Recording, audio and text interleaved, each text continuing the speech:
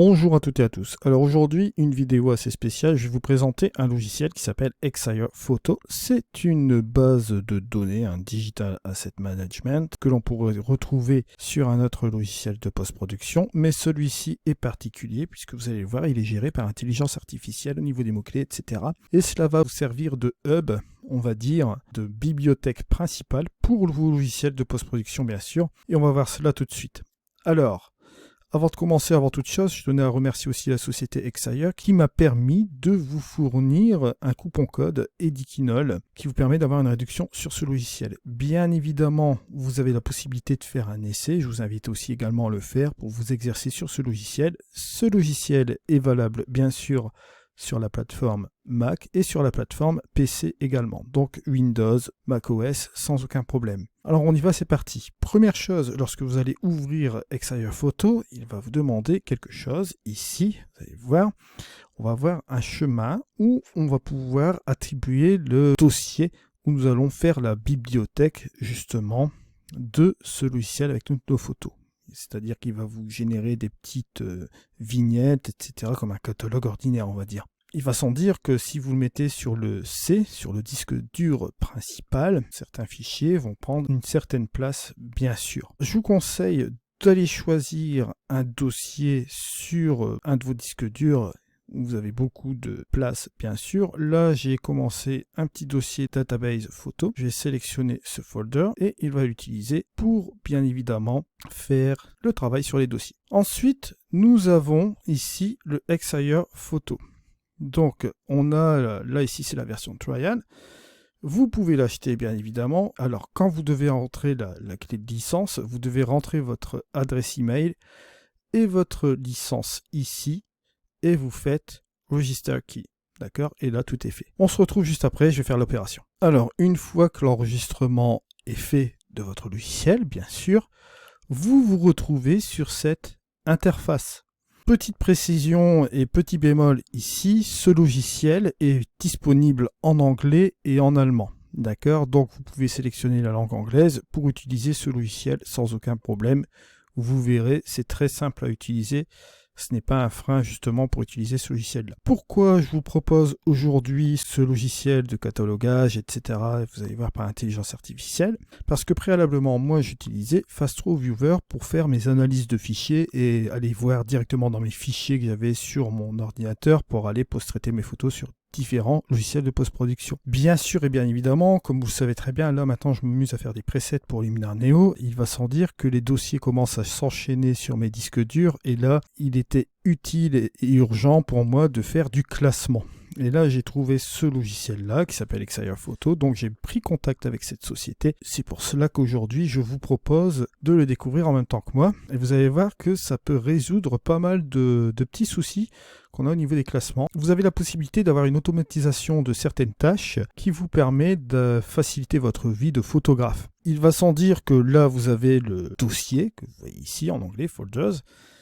C'est ici que ça se passe en premier.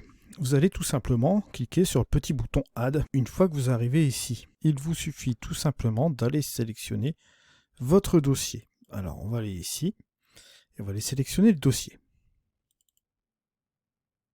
Voilà qui est fait. Une fois votre dossier sélectionné, vous avez quelques petites options que vous voyez là. Vous pouvez inclure les sous-dossiers, vous pouvez analyser les photos. Bien sûr, analyser les photos, bien comprendre une chose, il est préférable de le laisser par défaut, puisque cela va permettre à Xire Photo d'analyser vos photos et de lui attribuer par intelligence artificielle, selon vos photos, des mots-clés. Vous allez voir que ça va être très très pratique pour la suite. Et vous avez la possibilité de créer aussi des previews, c'est-à-dire des prévisualisations de vos photos. Ce ne sera pas des versions définitives, attention, ce sera des previews. Alors on va cliquer sur Commencer, Start donc, et on va laisser faire le travail.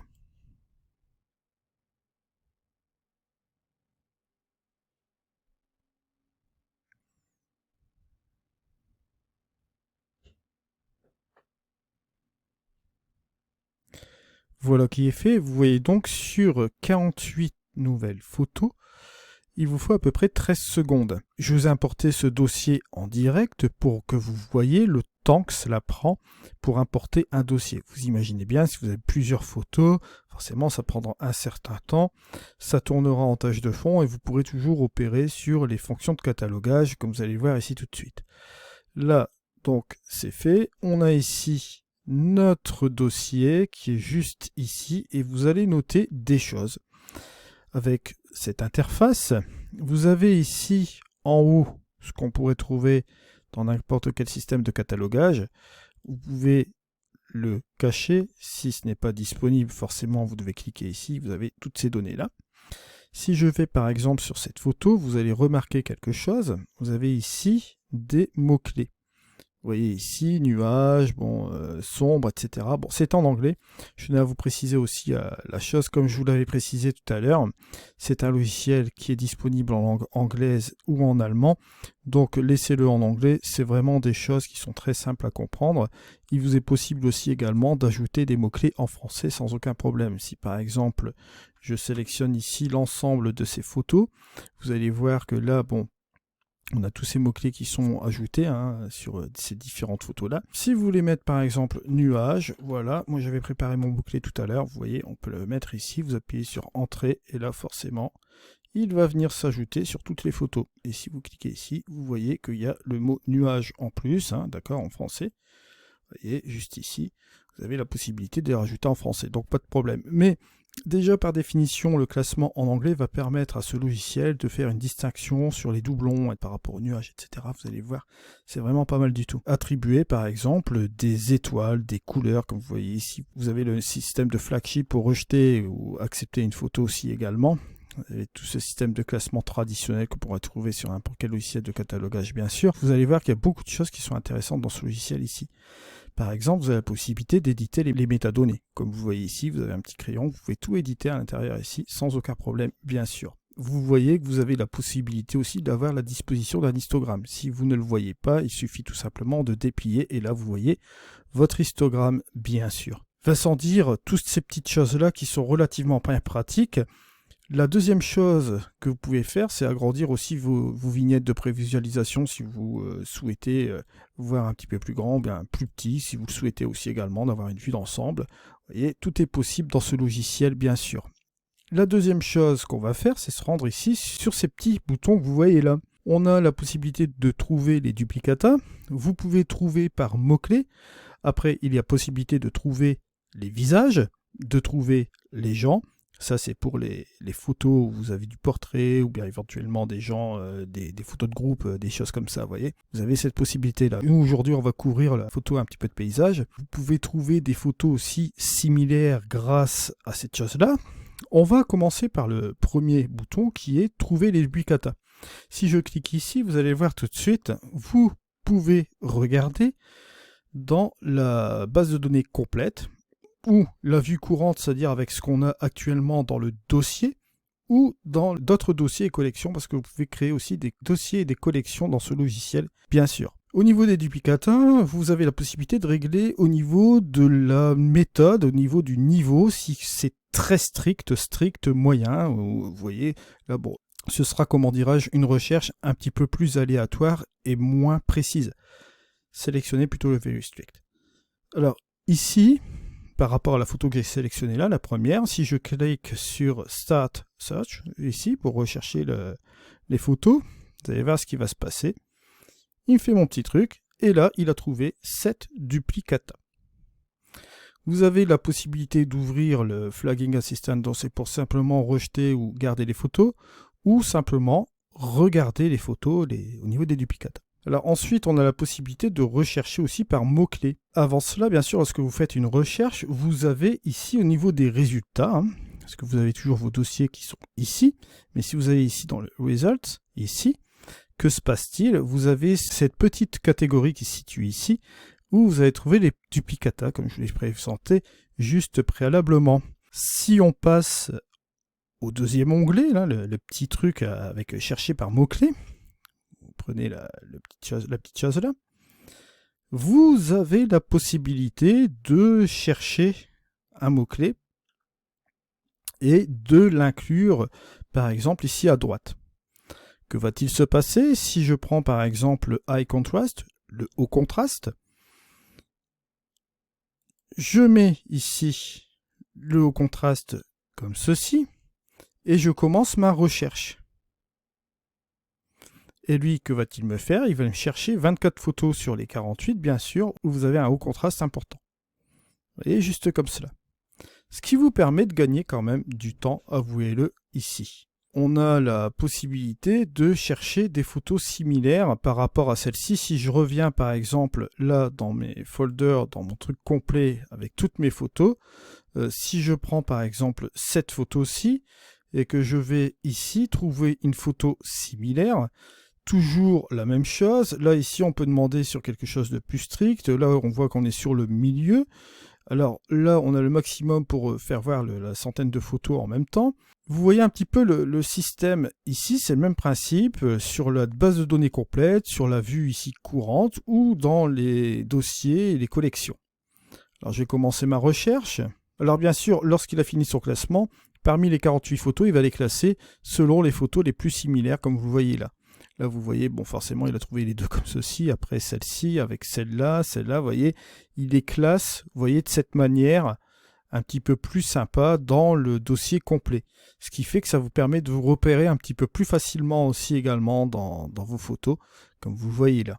Tous ces attributs de recherche qui sont vraiment très très pratiques. Une petite chose aussi importante, c'est que vous avez la possibilité de faire un truc qui va être relativement intéressant pour les utilisateurs de Luminar Neo. Vous savez très bien que Luminar Neo possède aussi la fonction catalogue. Mais la fonction catalogue de Luminar Neo n'est pas si élaborée que Xire Photo, qui excelle plutôt dans le domaine du catalogage comme vous voyez ici. Donc l'avantage, c'est qu'on peut jouer ici avec deux logiciels. Et moi, pour ma part, je trouve que ça peut être un workflow vraiment parfait. Parce que là, ici, comme vous le voyez là, on a la possibilité d'utiliser la puissance d'Xire Photo pour l'intelligence artificielle, pour le classement, pour aller chercher des photos, etc. Parce que bon, là, je vous fais voir un dossier de 48 photos, mais imaginez bien un dossier complet avec toutes des photos vraiment inimaginables sur un disque dur, etc. Là, ça va vous permettre de faire des classements, aller rechercher des choses inimaginables qui seraient normalement un peu plus dures à trouver dans le temps ordinaire. Là, ça va tout seul, quoi, en fait. Et encore, je ne vous ai pas encore fait tout voir, la possibilité avec les classements, etc. Il y a des choses qui sont vraiment superbes. Là, si je reviens ici dans les folders, si je ferme ici, regardez, je vais ouvrir ce truc-là. On a la possibilité de faire des collections et des groupes. Voilà. Donc encore une chose, encore un autre bazar ici qu'on peut faire, qui est vraiment pas mal du tout. Bon, là, au niveau des recherches, comme vous voyez là, on avait fait ici une petite recherche avec des hauts contrastes, comme vous voyez ici.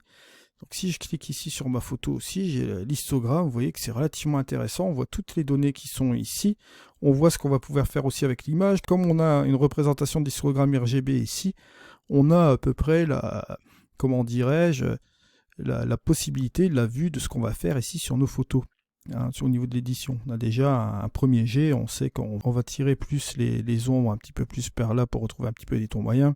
Les hautes lumières, on va les faire revenir ici pour avoir les détails dans les nuages. Bon, vous voyez un petit peu le principe, correction de tonalité basique.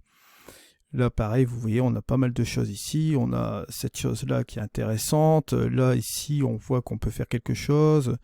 À nous de voir. Donc, là, je vais vous montrer un workflow, comment utiliser cela, bien sûr, dans Luminar Neo. Et vous allez voir que c'est relativement assez intéressant. On va repartir ici dans notre réglage juste là. On va un petit peu s'amuser avec une photo dans Luminar Neo, par exemple, une des plus simples ici, qui est relativement intéressante, ou bien, ouais, qui est relativement intéressante ici. On va faire un clic droit, vous faites ouvrir avec Luminar Neo. Si ce n'est pas là, pas de panique, vous choisissez l'application.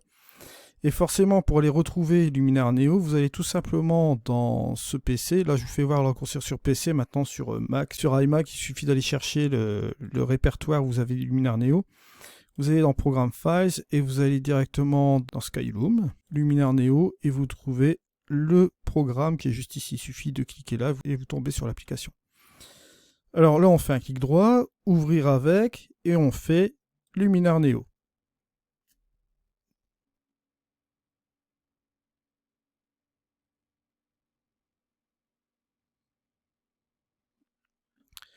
Voilà, donc on est ici dans Luminar Neo. Alors, ça l'ouvre automatiquement. La chose que vous pouvez faire, c'est aller dans les presets aussi, pourquoi pas. Bon, vous avez ici mes presets. Pour ceux qui ne connaissent pas, mes presets sont disponibles sur le marketplace de Skyloom. Je mets un lien affilié dans la description de cette vidéo.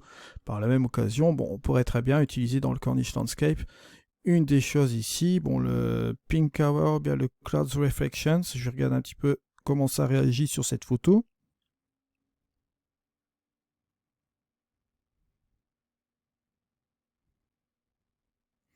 Voilà, on fait le avant et le après. Vous voyez qu'on a déjà un petit truc qui est fait à 90%. Bon, pour une image simple comme ça, on peut la laisser comme ceci. On va aller tout simplement dans le Edit. Ici, bon, là, je l'ai laissé en anglais. Mon interface de Luminaire Neo, bien sûr, vous le corrigez dans les langues, hein, bien sûr. Vous, le vôtre, il est en français. Moi, je le corrigerai, bien sûr, après. Alors, là, ici, ce que je vais faire, c'est que je vais faire une duplication de calque. Bon, allez, je vais faire, hop, ce truc-là. Ici, je vais tout simplement aller en dessous. Je vais aller dans une édition et je vais enlever ici ma recette.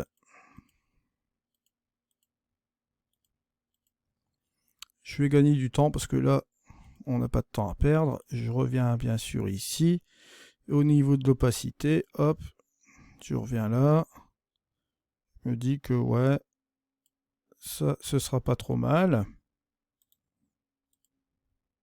Je cache et je montre. Vous voyez, bon, on va dire que c'est pas mal comme ça. Bon, on va pas trop insister ici. Bon, je pourrais reprendre un petit peu la main sur les bleus, utiliser la couleur, mais bon, là, je vais le laisser comme ça. On va dire que bon, c'est pas mal comme ça.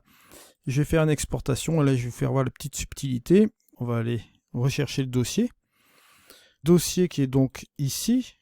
Et bon, on va le remettre dans cette chose-là. Je vais le mettre en TIFF de bonne qualité. De toute façon, bon, je vais mettre en Sharpen. On va mettre en moyen, voilà. Color Space, je vais mettre en Adobe RGB. Je vais mettre résolution 300. Et on va le mettre en 16 ici, voilà. La transparence, j'en veux pas. Je vais laisser cela comme ça. Et on va tout simplement mettre ça ici. Je vais taper copie et je vais faire export tout simplement. Voilà, une fois qu'il a fini l'exportation, là vous quittez tout simplement Luminaire Neo avec la petite croix qui est là. D'accord. Vous laissez faire ses finitions au niveau de son catalogue à Luminaire Neo, il va passer en édition seule. Voilà. Et là, bon, vous vous retrouvez forcément ici et vous allez me dire, ouais, mais Eddy, où est l'édition que j'ai faite dans Luminaire Neo? Ben, c'est simple, vous allez dans Folders, juste ici, on va ouvrir là, vous faites un clic droit et vous faites tout simplement synchroniser. D'accord? Vous faites Start. Là, vous cliquez sur No. Voilà, et là, il a trouvé une nouvelle photo. Et je vous le donne en 1000. C'est quoi la nouvelle photo? Alors, bien sûr, maintenant, il a 49 photos. Et comme vous pouvez le constater ici, dans la recherche, à côté de l'image ici, vous avez l'image éditée que vous voyez là. D'accord? Donc, elle se retrouve dans le catalogue aussi également. Et vous pouvez faire vos recherches, vous pouvez la classer dans une collection, pourquoi pas. Il y a beaucoup de possibilités aussi là-dessus. Donc voilà où on en arrive avec cet Exire Photo. Vous voyez que ce logiciel est très simple d'utilisation. Franchement, il est enfantin. Et la chose la plus importante ici, c'est que vous avez un système de classement. Vous pouvez mettre des mots-clés, vous pouvez vraiment vous amuser. Donc voilà un petit peu où on en arrive. Vous voyez que là, il nous a rajouté notre édition, toujours avec d'autres mots-clés aussi également, vous voyez, similaires, comme vous voyez là. Très très intéressant. Bien sûr, comme vous pouvez le constater, vous pouvez ajouter des dossiers, faire des choses, des collections, toutes ces choses-là. Vous voyez qu'il y a beaucoup de possibilités ici. Si je classe ici mon folder, si je mets une collection, par exemple, Luminaire Neo, voilà, je peux faire ça. Je peux mettre ma photo originale avec la photo éditée, pourquoi pas, et je vais le mettre dans ma collection qui est juste ici. Et si je vais dans ma collection, vous voyez, j'ai ma collection avec cela, bien sûr. Je peux mettre là, si je le souhaite, mes étoiles. Allez, pourquoi pas un 5 étoiles, je me mets ça en bleu, voilà. Et si je cherche ici mes photos en 5 étoiles, forcément, il va me trouver ma photo en 5 étoiles. Si je reviens ici, forcément, si je recherche ma photo en 5 étoiles pour gagner du temps, vous voyez, hop, je la retrouve directement ici. Si je reviens ici, hop, alors on tombe sur toutes les photos.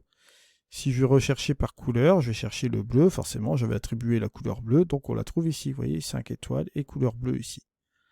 Sans aucun problème, bien sûr. Je vous ai parlé principalement de cela pour Luminar Neo, car au niveau du catalogage, Luminar Neo, vous le savez très bien, son catalogue fait son job, bien sûr, mais si vous voulez vraiment aller plus loin au niveau des métadonnées, au niveau du classement par intelligence artificielle, etc., vous avez ce logiciel qui est là, qui est vraiment pas mal du tout. Alors profitez-en, vous pouvez toujours l'essayer, vous avez un essai gratuit, bien sûr. Tous les renseignements sont dans la description de cette vidéo. Bien sûr, si vous voulez passer à l'achat, vous avez mon coupon code Edikinol. Vous avez une réduction supplémentaire sur ce logiciel, mais mon coupon code Edikinol est valable aussi pour les autres logiciels de chez Xire. Vous verrez, il y a quelques autres choses aussi qui sont disponibles, bien sûr, dans ce logiciel. On en reviendra, bien sûr, plus tard. Je vous remercie de m'avoir suivi. On se retrouve dans une prochaine vidéo. C'était Eddie. Allez, au revoir.